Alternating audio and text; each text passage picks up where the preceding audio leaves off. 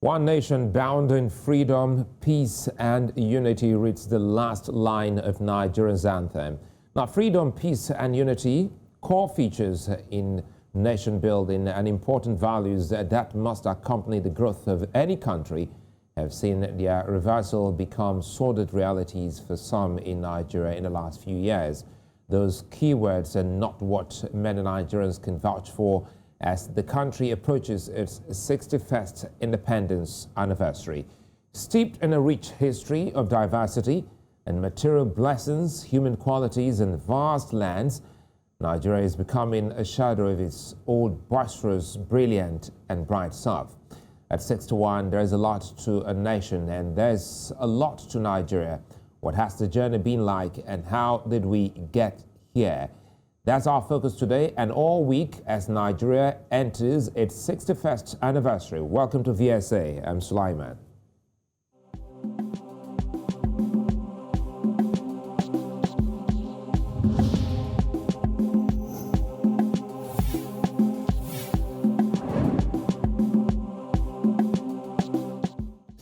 Well, Nigeria gained independence from Britain in 1960 after years of being a colony of the British Protectorate.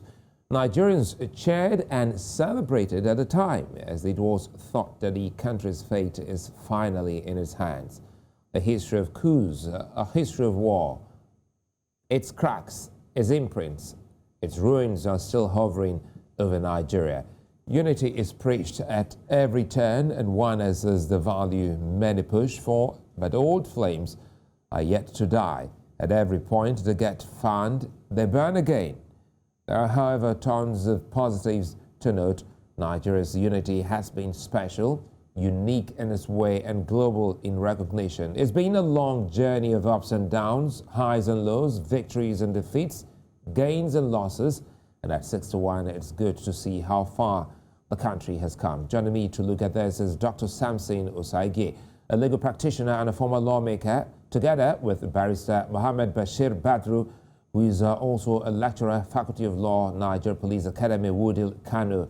He's also the principal partner, Badr MB & Co. Legal Practitioners and Immigration Consultants. Gentlemen, good to see you on a week where Nigerians and Nigeria are looking forward to celebrating. Let me start with you, Honorable Osagie. How can you describe Nigeria's journey in the last 61 years, being someone who's been privileged to be at the Parliament? Well, thank you, Sulaiman, for having me. I hope you get to hear me clearly and the audience too. Absolutely. I will be 54 years in November, and that means that Nigeria is 7 years older than me. But as far as I can tell, we recall when we read the books of history, how Nigeria became an independent nation, the nationalism and the patriotism of our founding fathers that led to the granting of independence to our great nation. It was a nation that was full of hopes, full of high aspirations, and a nation that was set for greatness at the dawn of independence on October 1st, 1960. But in the years ahead, a nation that ought to have developed its capacity in all aspects of human endeavor began to fail gradually because emphasis was shifted by those to whom the reins of power was given by the colonial masters from the purpose of a nation building to the art of grabbing power for power's sake rather than for the purpose of building and developing an egalitarian society that benefits its citizens and then rank very high in the Committee of Nations to earn the respect of other countries. There is no doubt that the military interregnum that interfered with the political journey of our great country, Nigeria, dealt a very serious blow to the crystallization of democratic governance that would perhaps have given the citizen the opportunity to turn over their government from time to time in a more democratic fashion. And military incursion into Nigerian politics did not help matters because it came with all the trappings of a dictatorial and authoritarian governance system, which are not many the democratic tenets and democratic governance structures. And as if that was not enough, the military had its collaborators among the political class who were focused on power rather than purpose of governance.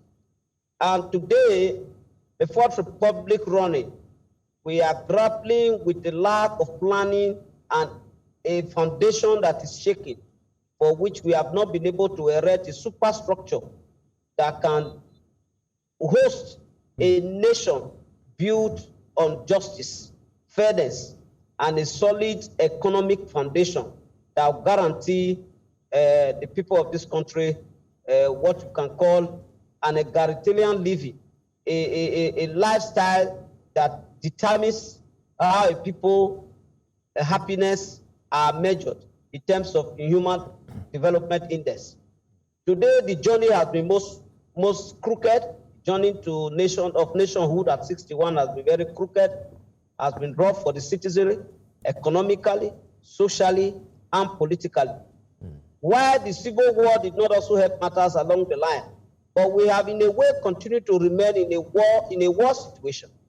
And the insurgency, the criminalities that have been going on in this country for years now have also contributed to the sorry state of affairs that we have found ourselves as a country.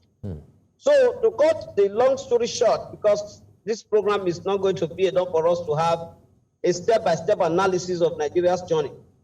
While we may have made some very few progress in some areas in that we are independent, we have managed to remain together, those are the only gains of nationhood that we have made.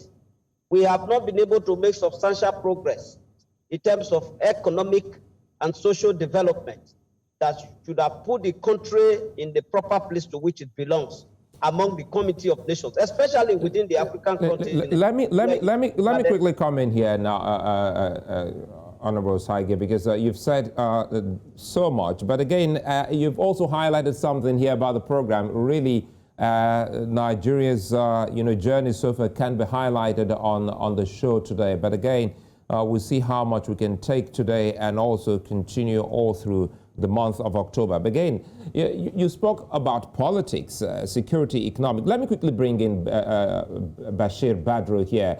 Bashir, you've heard Honorable Osagie take us through, back in time and, of course, leading us up to where we are at the moment. And he said that in all of this, Nigeria hasn't actually benefited economically, socially, and of course looking at developments in the country. Now let's look at the style of governance which Nigeria picked at the start of independence. Bashir, if you can hear me, would you say the parliamentary style would have still been better for Nigeria as against the presidential system of government which it presently practices? A very good evening to you, Suleiman, and every other person there. I will start not on the tone of disappointment. I will only start on the tone of our ill-preparedness. We accepted the type of political system, believing that it is in line with what we can cope with. Unfortunately, I do not believe that the type of political system we accepted to practice is in any way in line with our style and culture. It introduces something to us that was totally alien to our culture, and that is stealing by style. We never had this style of stealing from public wealth prior to now, prior to acceptance of that democratic system we call the the presidential system of government. We never had that. It is not part of our culture to steal from public wealth.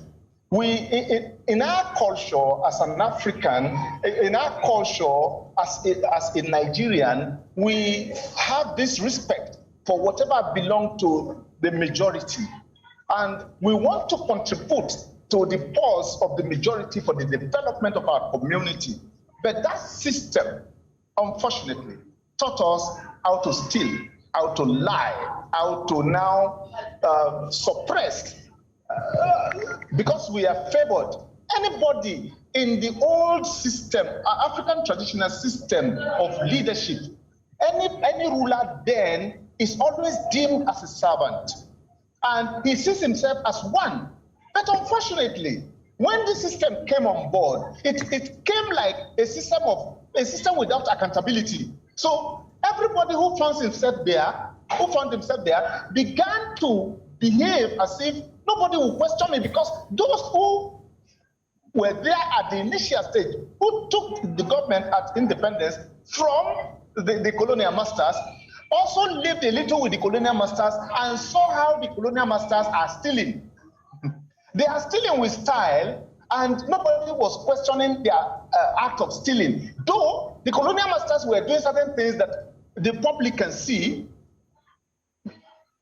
those of us at the lower rung cannot see the extent of damage the colonial masters were bequeathing onto us. But those of them who accepted who fought for the independence and got the leadership knew exactly what the colonial masters were doing, and they hid it from us. And the more reason why, when they took the power, they couldn't do better. They were only going down and down because of the greed the colonial master actually taught them. And this was not any way part of our culture from start. I have advocated at different fora that until we change this system of governance, nothing will change. Bring an angel from anywhere to come and sit at that presidential office there, it will become a thief. So it is that system that is our major problem. Let me quickly bring in Samson Osagie here, because now this is getting deeper. First, Honorable Osagie, you know, there are people who also believe that Nigeria's independence came too early, considering how the country has fared afterwards. Listening to Bashir, well, perhaps this could be an afterthought. He said, well, there was stealing by style at the moment Nigerians took charge of its own affairs. Perhaps let's start talking about that, because there's another word for that, which is corruption. And these are some of the key things Nigerians must purge out of its society.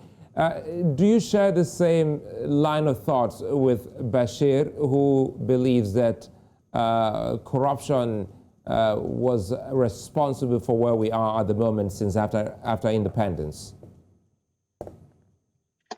Well, no one can deny the fact that one of the biggest cankerworm that has eaten deep into the Nigerian political fabric, in fact, social, political, and economic fabric, is the issue of corruption. Even though he has contended that corruption was not a traditional way of life for us as a people, it is difficult to see how and why we embraced it without objection whatsoever. But having said that, let me make the point clear that it will appear to me, and I have contended this in several quarters, that we got independence where we were not prepared for it. And that is the truth of the matter. We had a few committed nationalists who were political activists seeking to take over the reins of power from the colonial master and get our country independent without, in actual fact, serious preparation on what to do with the nation after independence has been obtained.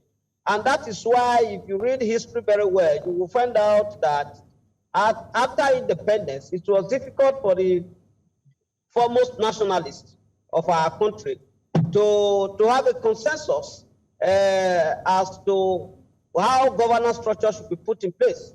We merely just adopted the Commonwealth parliamentary system because that was the government style of our colonial masters. But we didn't know what it entails. We didn't know what it meant. The nationalists who fought for independence, were interested in holding political offices. And so they shared it among themselves. One became governor general, some of them became prime ministers, and they shared ministerial portfolios among themselves. But the truth of the matter is that governance was not, the governance structure and what to do with governance was not entrenched and was not eternalized among those who took the reins of power. And so it was difficult because it engendered mutual distrust. Politics crept in and it engendered mutual distrust among the various segments of the country, because the country was run along regional lines, the north, the southwest, and the south, which encompasses the southeast and the south today. And this brought about mistrust, which has continued to eat us deep, even as we speak. And we are not even in a hurry to get over it today. So the issue of governance, which entails building a society on the basis of the rule of law, constitutionalism, and on the basis of an economic model that guarantees the citizen good life, was not a priority. So everybody returned back to their cocoon, to their individual, regional, and tribal enclave. And then they come to the center to want to propagate those ideas. And those were not the ideas that will engender a good society. So for me, I think that Nigeria needed to have been properly educated in the art of modern governance, since we were used to our traditional style of government, which of course was not a central kind of government. In Nigeria, we had several, in the pre-colonial days, we have several governments within the enclave of the present day Nigeria who were governing themselves in the manner that was acceptable to each and every one of them. And then to foist a governance structure that will bring all those people, all those systems of government together was a problem in itself. And I believe that these various nation states that were put together by the colonial masters didn't have the homogeneous characteristics to be able to weave them together and then have a governance arrangement that will be acceptable to all of them. And I think that if more time was taken to internalize and understand the internal contradictions and differences among the nation states that have formed this country, Nigeria, then the leaders that would have emerged after independence, maybe 10 years after 1960, would have understood better how to weave our current political structure together. So not having been able to understand the intricacies and the delicate nature of the various nation states that came together and that were weaved together by the colonial masters. Don't forget, they didn't come together voluntarily. They were weaved together by the colonial masters. And so not having understood them, the nationalists were only interested in getting power. Well, I think it's a fine place for me to say, okay, I'll come back to you, because you also dovetailed into something that I'll call the leadership recruitment process. Now, because if these people were really unprepared, perhaps, and also some of them were actually put together according to your submission by the colonial masters, it then means that perhaps these were not the true representatives of the people. It's good to think that you're also an expert in representative democracy. I'll come back to you, Dr. Osagie. Let me quickly go back to Badr Bashir here. Bashir, you've heard Samson Osagie, and he's highlighted some of those key things you raised. But again, let's continue where you left off, and it has to do with the people, which you highlighted earlier on by saying that, well, stealing, or should I say corruption, yes, wasn't a part and parcel of the people. Put this side by side with what the country has also witnessed, talking about series of military regimes. So that stealing you spoke and military regimes, which would you say best affected the the progress and development of Nigeria as a nation? Thank you very much. You see, I will again reiterate. You see, Honorable Osagie mentioned something very important. The readiness of the nationalists. How ready were they? They were only interested in chasing away the colonial masters. What they wanted to do after the exit of colonial masters was not planned. This is where we got it all wrong. Whatever they were doing that were coming right were just by accident. Because how do you explain 61 years of existence and we're not getting it right? If there is a template, if there is a standard, if there is a blueprint we want to follow, there will be people who will digress. Yes, but there will be people who will follow it up sincerely. Honorable Osagie mentioned something also very important to me, that few of those people were sincere. I agree. I can't blame all of them for it. No, I won't. Because we saw some of those things they did out of their very few percentage of sincerity. I agree.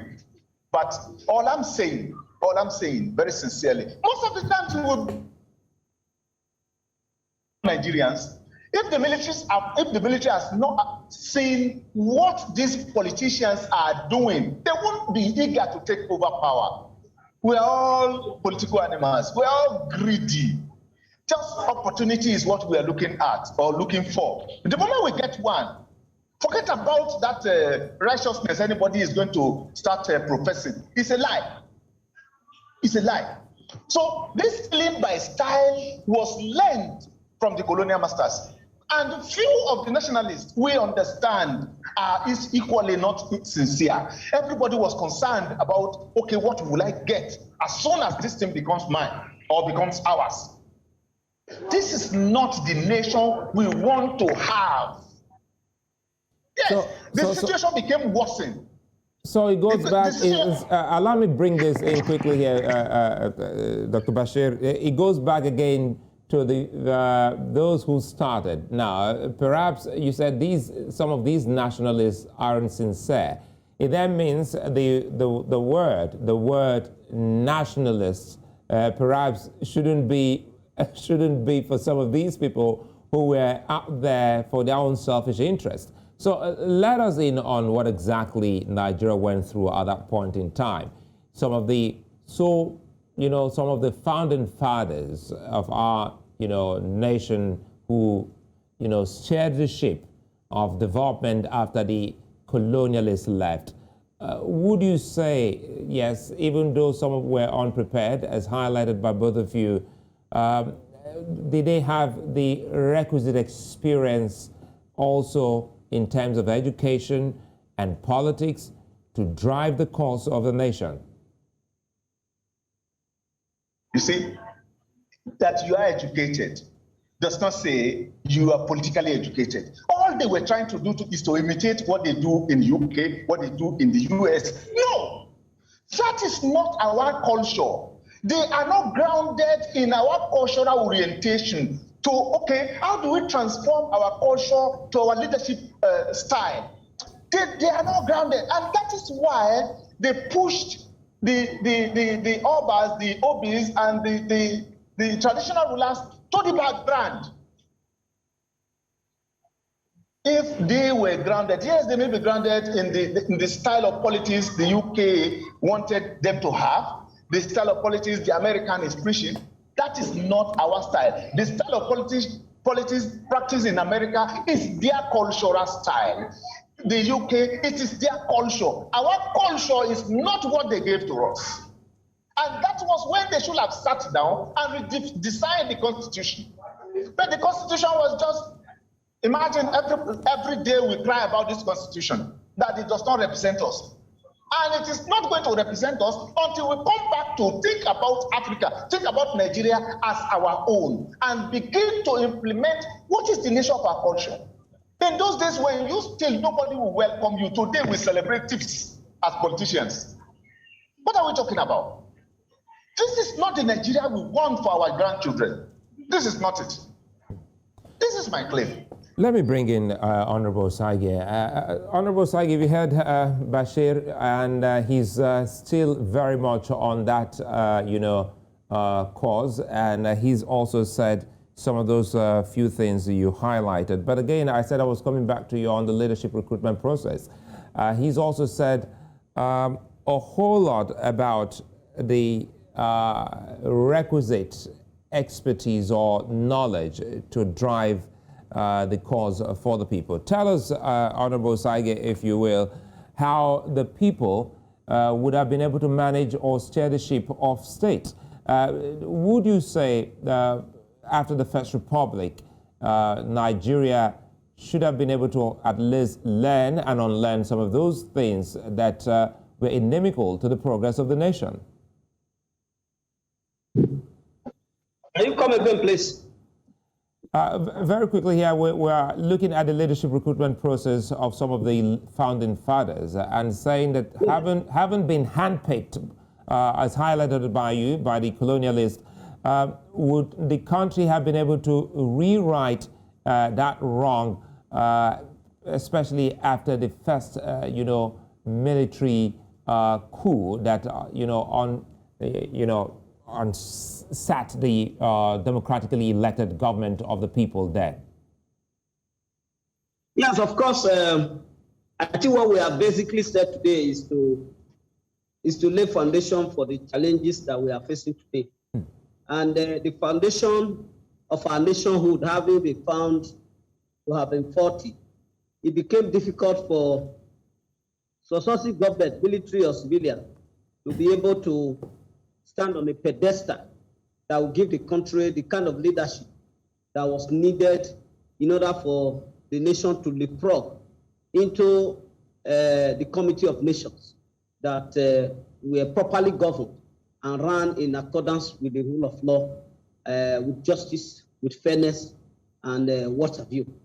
But I dare say that the reason why you cannot wish away the foundation that was created is that what you saw happen through the First Republic, when we practiced the parliamentary system, and then the caution of the civil, the caution of the civil war, and of course the military tyranny, were the offshoot of that faulty foundation. And then we have not been able to rewrite it because the participants and the dramatic personnel that have been involved both in the military and in the political class were actually apostles, were actually disciples of the foremost national leadership of our country at independence.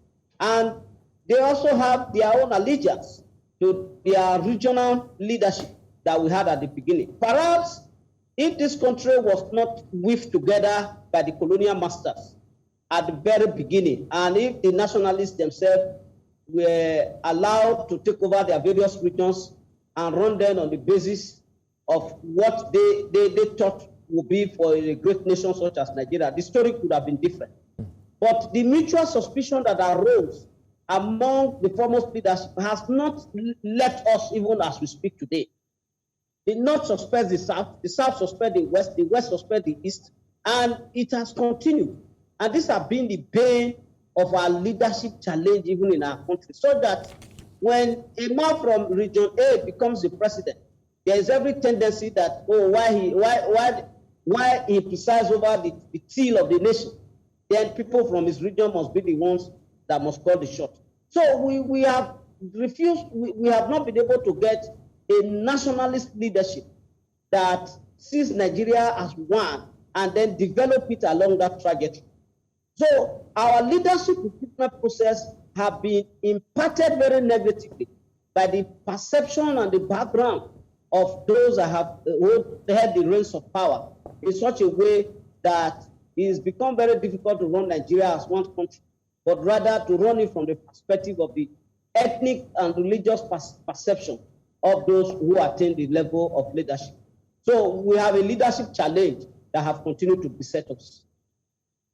Well, I'm happy. I think it's a fine place for us to go on a break. When we come back, Samson Osagie and Bashir will be helping us to talk more on that leadership challenge, which both of you have just identified as the bane of Nigeria's problem, starting from, the very first republic. VSC continues after now. Join us again.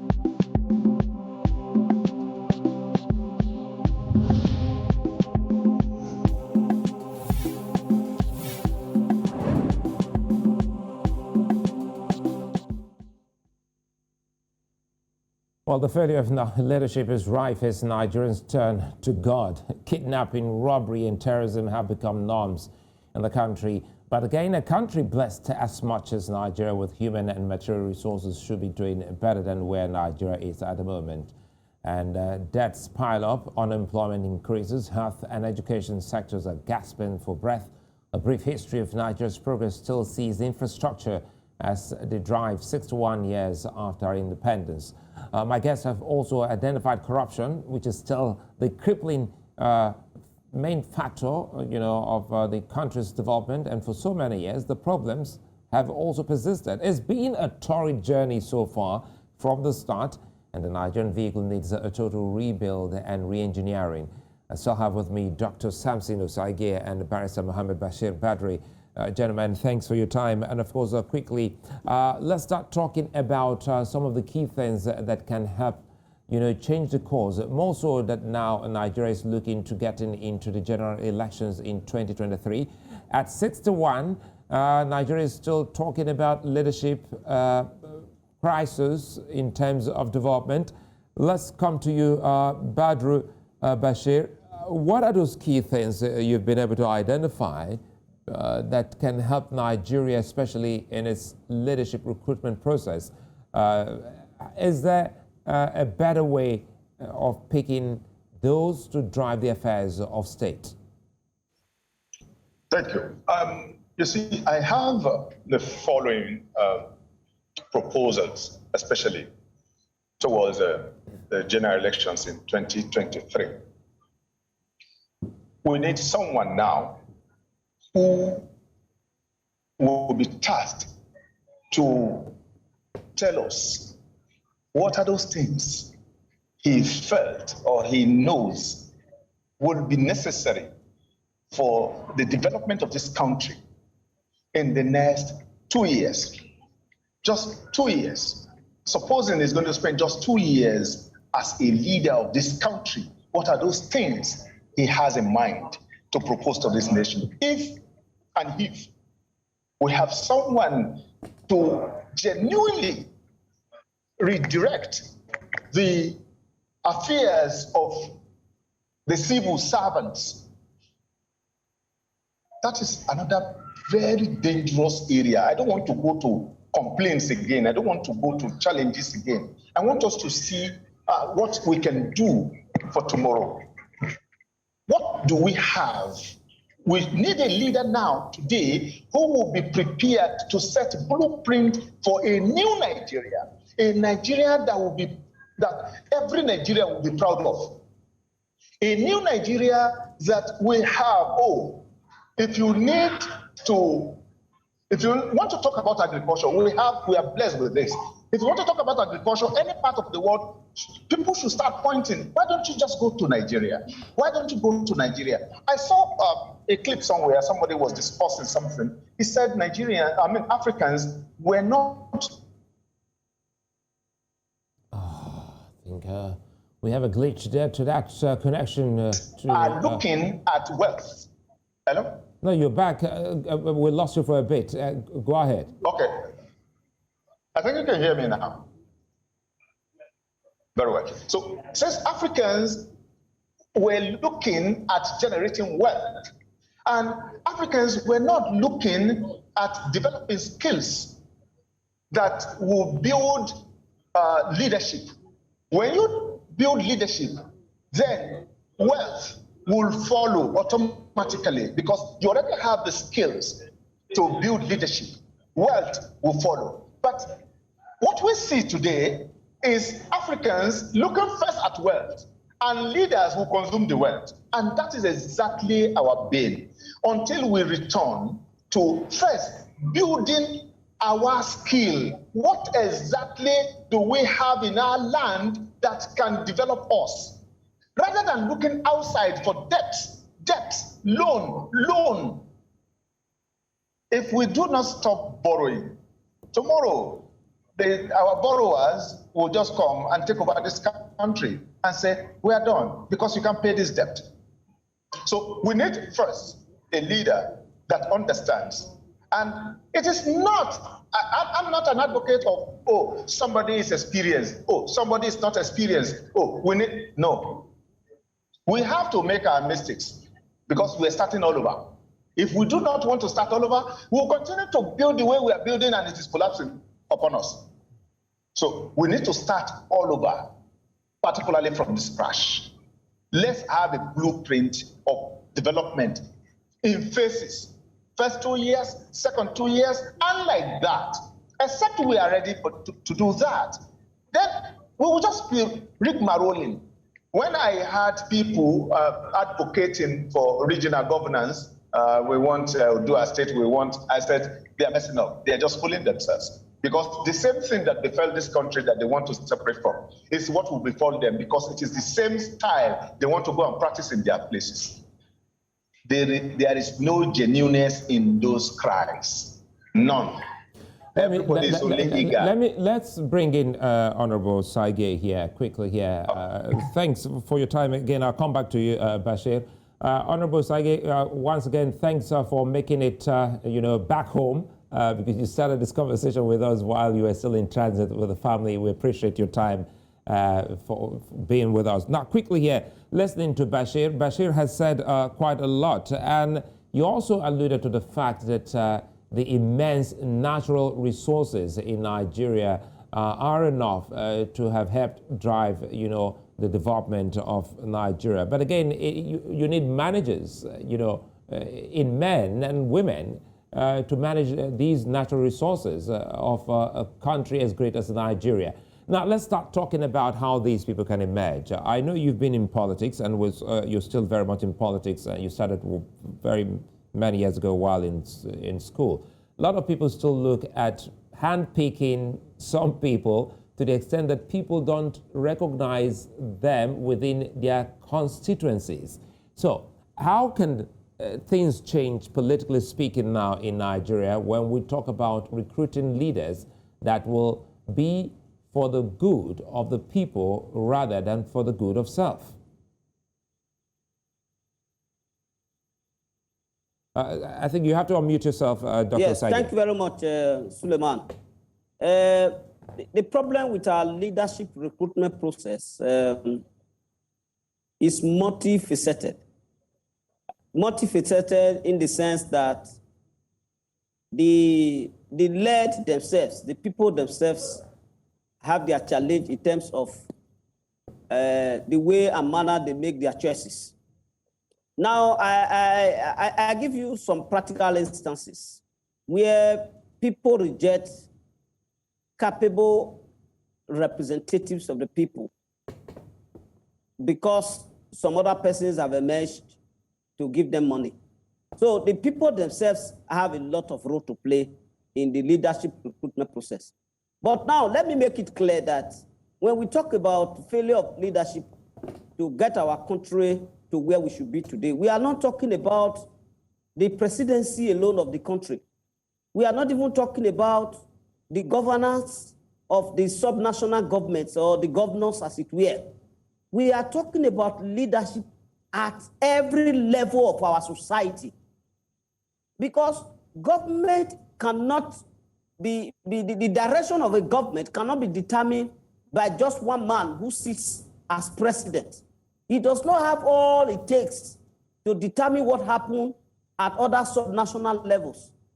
Now, when a people refuses to acknowledge or merit those who have the capacity to serve and serve diligently and patriotically at every level, at the local level, at the state level, at the community level, such a community, they are setting they are setting the basis upon which there will be a leadership failure.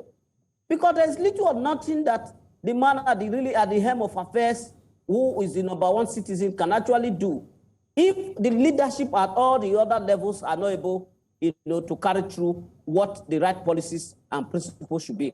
Now, talking about leadership recruitment, we have seen that the electoral processes in our country have been far from the type that represent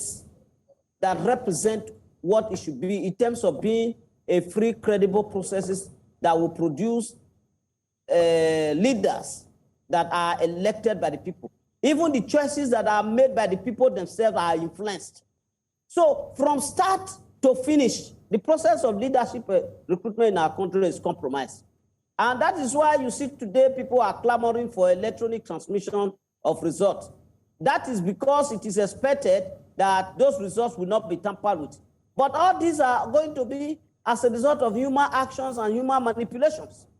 So more important than what legislative or legal framework we put in place is the conduct, the attitude, the understanding of the people themselves to know that votes must count to elect those who should represent them.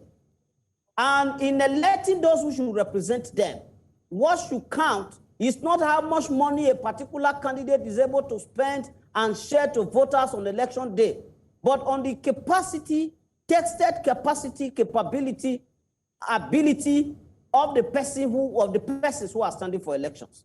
So the entire electoral process leading to leadership recruitment must be such that the people themselves and the electoral empire understand the need to have credible leadership. And we are not talking about electing the president or electing the governor alone. We are talking about beginning from the grassroots, the election of the councillor, the chairman of the local government, up to the president. The process must be such that the people themselves must understand that their lives, their destiny, the kind of governance that they want depends on the choices that they will make at such election. I want to stay with you. Sorry to butt in here. I want to stay with you before I go to Bashir, because you are, I think, one of the very few Nigerian politicians that have been able to, see it through from the grassroots to the national level. Tell us, perhaps now that you're talking about how people can emerge, and you've also said something about the leadership across all levels of our national life. What are those key things you think you can gift the people watching at the moment in terms of how leaders can also emerge in the grassroots, knowing full well that is almost absent in today's Nigeria?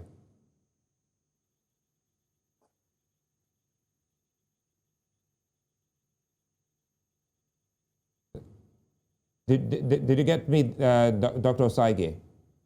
Yes, please come again. I had a network interference here. Okay. First, I said, well, you've experienced, grassroots democracy, being a partaker of, developments in your community to the national level. Tell us if there are things you think the people should know in terms of what worked well and what didn't work well, and what should be the main, template for choosing leaders from grassroots. Well, let me make this point clear that when we speak of this process of leadership recruitment, we are not entirely saying that from place to place and in all cases that a few good choices have not been made from time to time. But if the few good choices that have been made from time to time are so insignificant to be able to get leaders, few leaders elected into positions of authority, the fewness of that number may not be able to make sufficient impact on the governance direction, the direction of governance in the country. I dare say, for instance, that if a few people have had the opportunity to serve and they have served well in all capacities, but it is not always in a majority of the instances that those good persons and those good representatives or good leaders have emerged. And I think what the people should look at every point in time is the capacity of the persons who put themselves forward for an election, rather than the amount of resources at the disposal of the persons who put themselves forward. Perhaps the greatest challenge to our electoral process, the corruption of our electoral process today, is the monetization of the process. When some of us emerge in the political scene from our various communities, the consideration was not much of how much money could be spent in order to get people elected. It was how much education does this person have? Does he have the capacity to speak for the people? Does he have the capacity to represent the people who is seeking to represent? But the monetization of the entire electoral process has led to a situation where those considerations have been thrown overboard. So I would recommend that monetizing the political process should be a matter that must be critically looked at, even as the National Assembly look at the constitutional amendment and the amendment of the Electoral Act. Because the process have made the entire electoral process so cumbersome, so difficult, that the good ones are not able to rise up to the challenge to seek the mandate to represent their people. So that is the basic consideration. And the second consideration is that if governance is run on the basis of issues, what does this leader stand for?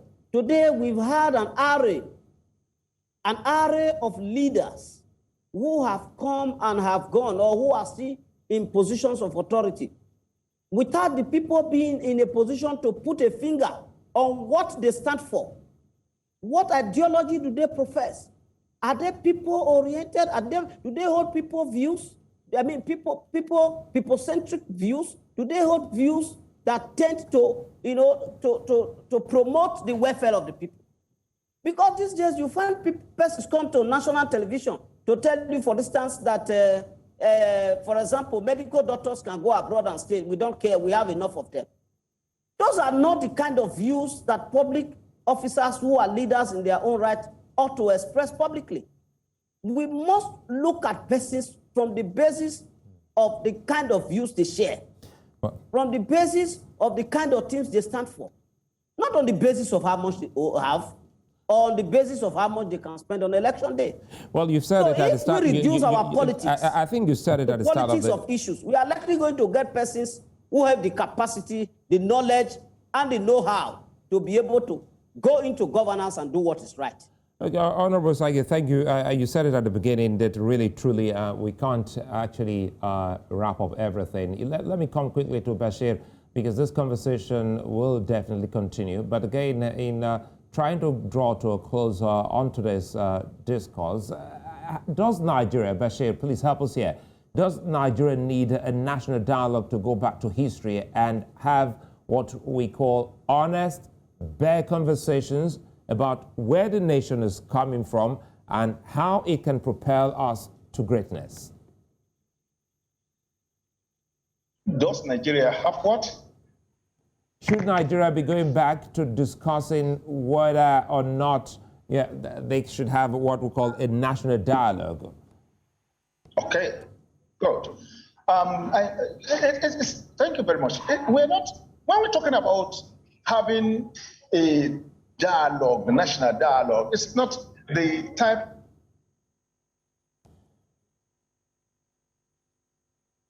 I think, well, Bashir, we have also just lost that connection. I hope we can get I think you're back. Please. Yeah, you're back. So quickly, let's wrap up on this. Yeah, what I'm saying is that, yes, Nigeria should, at this moment, consider another national dialogue. And when I say another national dialogue, I do not mean the type of ceremonial dialogue that people will be looking out for morning for. No.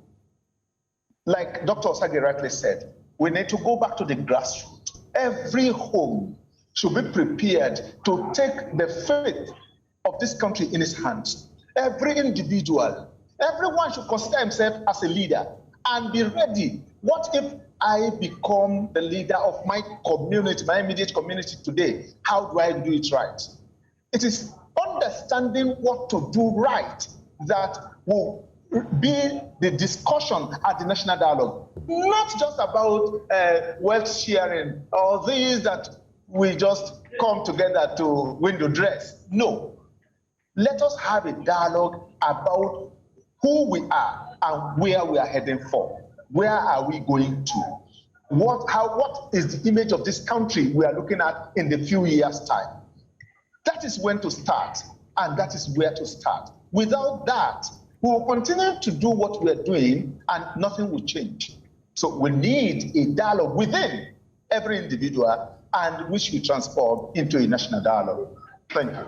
Well, it's a fine place. Dr. Samson Osagie and Bashir, Mohammed Bashir Badr, many thanks for being such a nice company. As I did say, we should be able to have this conversation again, specifically after Nigeria's independence. Nigeria's journey no doubt rather, is unique listening to both of you and also needs good understanding for the future to be better than where it is at the moment. This is why we need to talk about the journey and how we got here. 12 years. Many thanks for watching. I'm Sulaiman. See you tomorrow.